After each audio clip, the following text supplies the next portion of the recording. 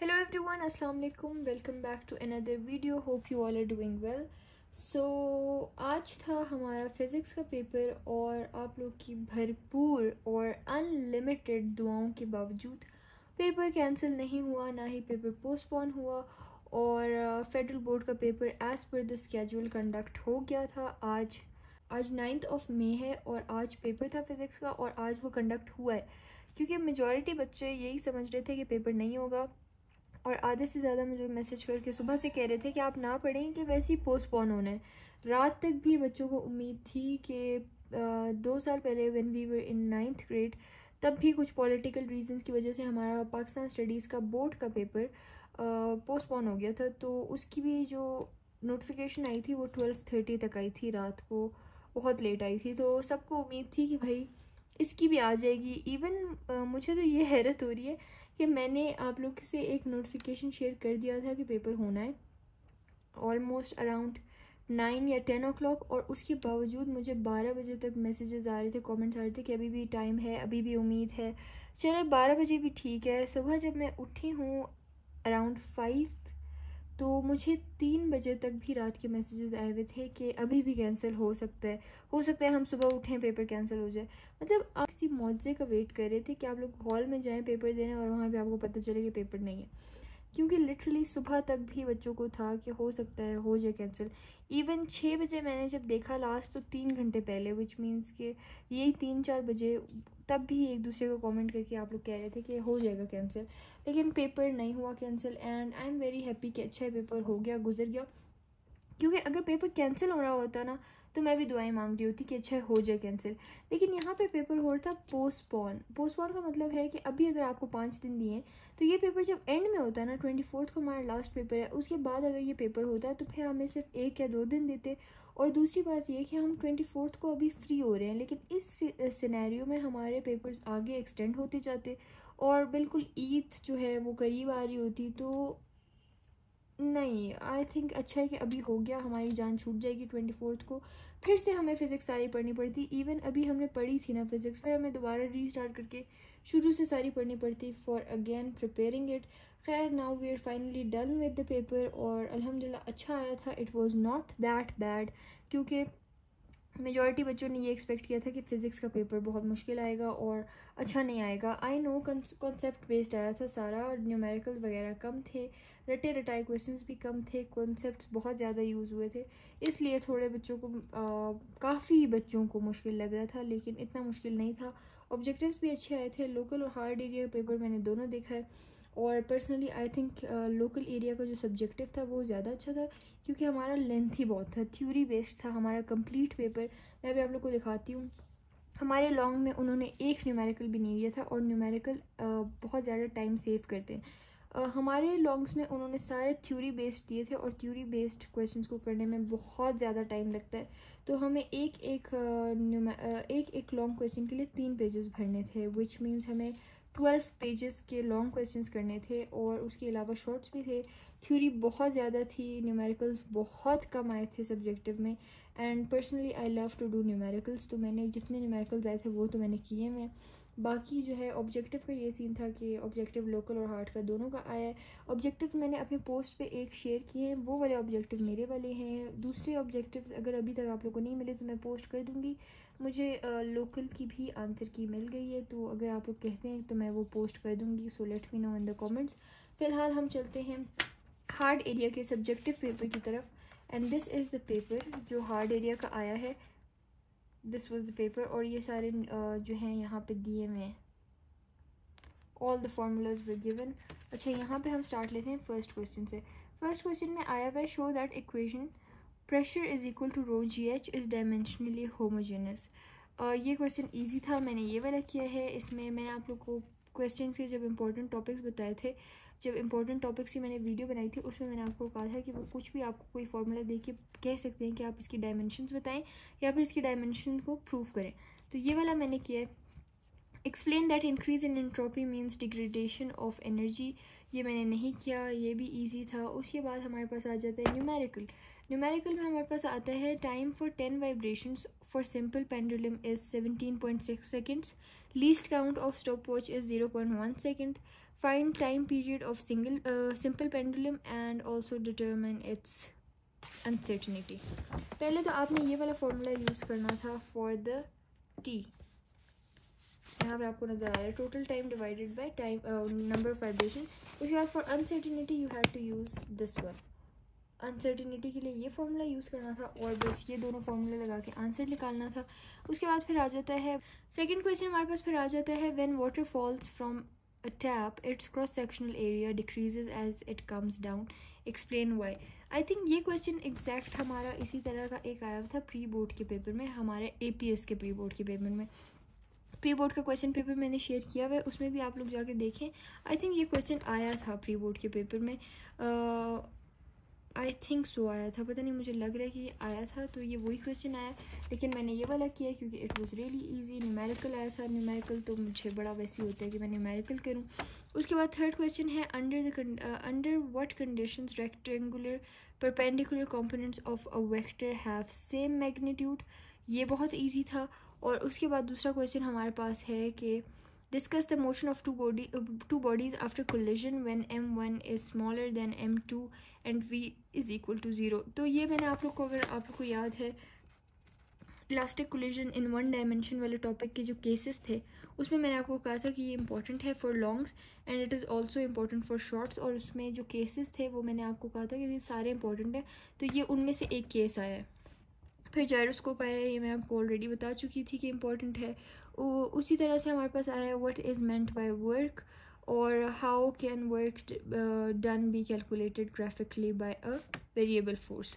इसमें इसका वो ग्राफ ड्रॉ करना था, इसका फार्मूला लिखना था और वर्क की डेफिनेशन लिखनी थी. उसके बाद फिर हमारे पास आ जाता है a space ship has diameter 8 metre rotates about its axis to produce artificial gravity of magnitude 17.47 meter per second square. Calculate with which angular speed the satellite rotates. इसमें हमें फॉर्मूला यूज़ करना था, लेट मी शो यू एक second.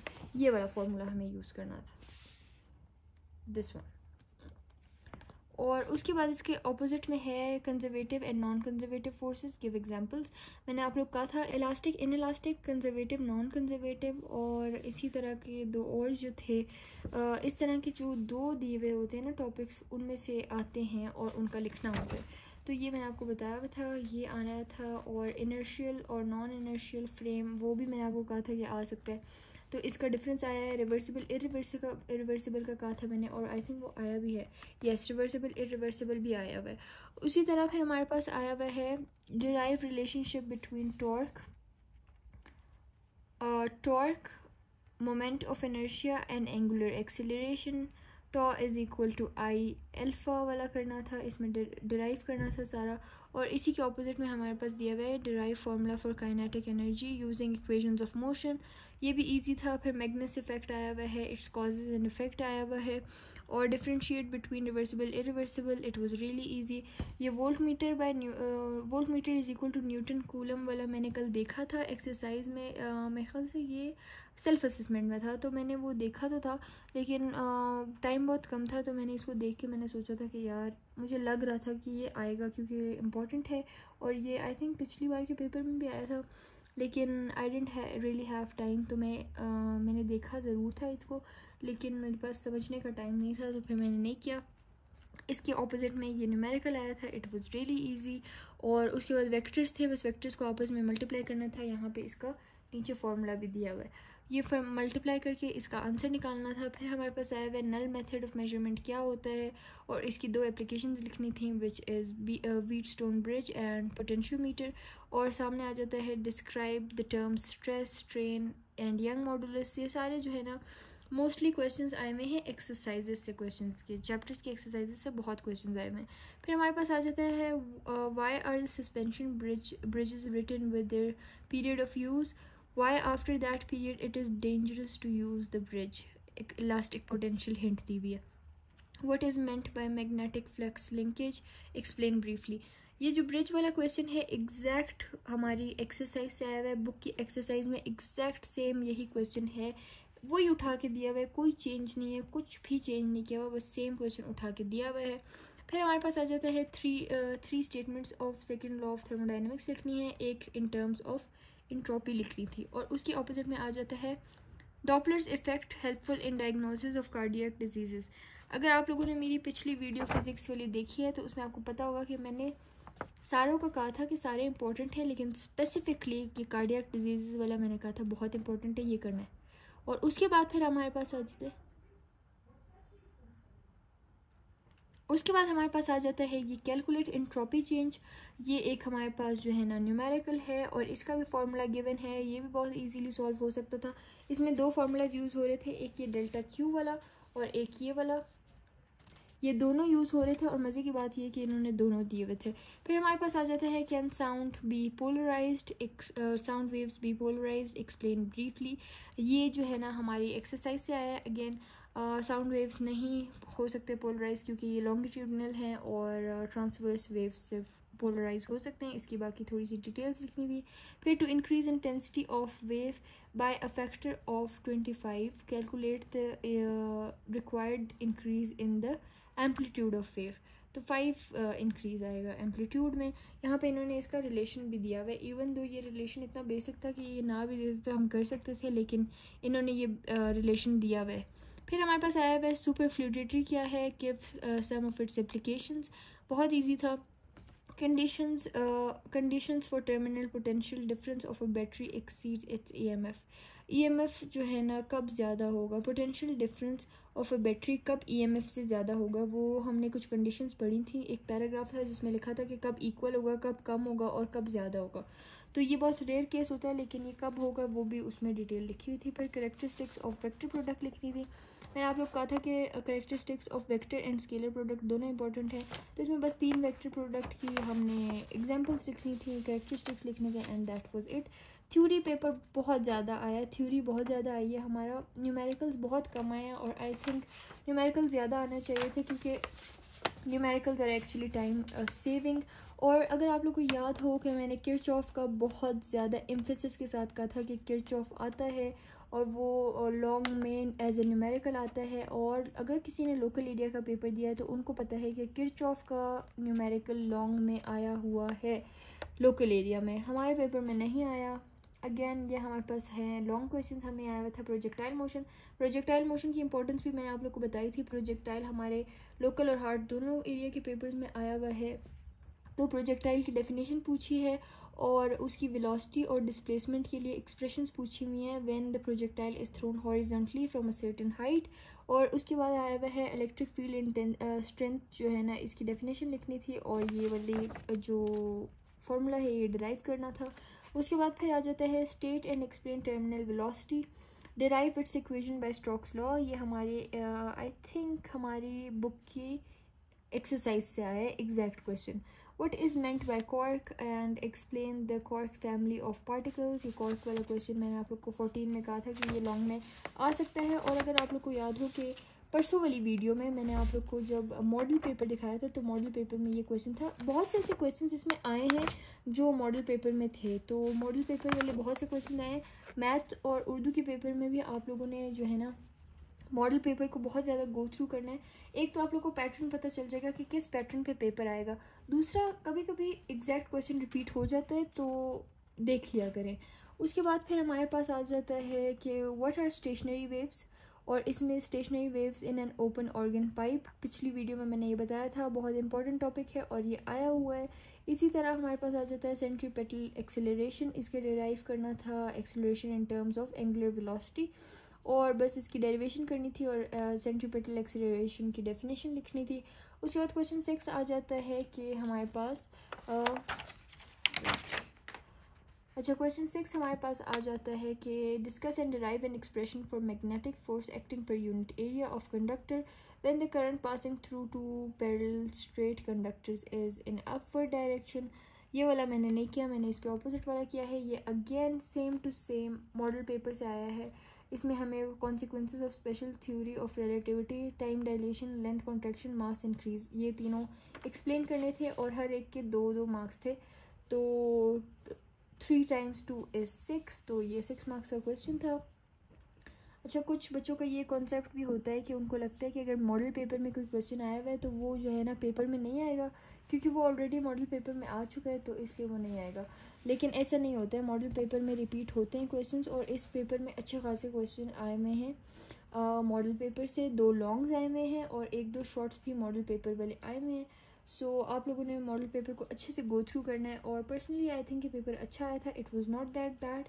जितना हमने expect किया था मुश्किल आएगा, उतना मुश्किल शुक्र है नहीं आया। एंड आई होप कि मार्किंग बहुत अच्छी हो, पेपर चेकर जो हो वो मार्किंग भी अच्छी करें, क्योंकि कभी कभी ये होता है कि अल्लाह ना करे ये जब पेपर आसान देते हैं फिर मार्किंग अच्छी नहीं करते। खैर पिछली बार हमें ना पेपर आसान दिए थे ना मार्किंग अच्छी की थी, so we can not say anything about federal board, really we can not actually say anything about them. So yes, this was it. और अभी आज ही मैंने ये वीडियो बनाई है, आज 10th अभी स्टार्ट हो गई है, अभी 12 o'clock हो रहे हैं, ऑलमोस्ट 12:30 होने वाले हैं। तो मैं आप लोग के लिए ये वीडियो बना रही हूँ। और उसके बाद फिर आप लोगों ने मुझे कहा था उर्दू के लिए, आप लोगों ने मुझे कुछ चीज़ें बताई हुई हैं कि जो आप लोग को मैंने बतानी है अबाउट द उर्दू, और उसमें तशरीह वगैरह की बातें हैं और उसमें कुछ और डिटेल्स हैं, और उर्दू की डिस्ट्रीब्यूशन किस तरह से करनी है, वो सारी चीज़ें मैं आप लोग को इंशाल्लाह नेक्स्ट वीडियो में बताऊंगी। उर्दू के लिए मैंने वीडियो बनानी है, सो आप लोग टेंशन ना लें। इस वीडियो के कमेंट्स में मुझे बताएं आप लोग को उर्दू में क्या क्या चाहिए, तो मैं वो बना दूंगी। And you guys don't have to worry. So yes, this was it. And please remember me in your prayers, me and my family. And I hope you all are also safe and sound at your houses. And अल्लाह करे कि पाकिस्तान के हालात बेहतर हो जाएं और सब अपने घरों में आराम से सुकून से खैर से रहें और हालात बेहतर हो जाएं और ये जंग वाला सीन जो है ये बस एंड हो। And I hope for the peace. और yes, this was it, or see you all in the next one. Till next time, Allah Hafiz, bye bye.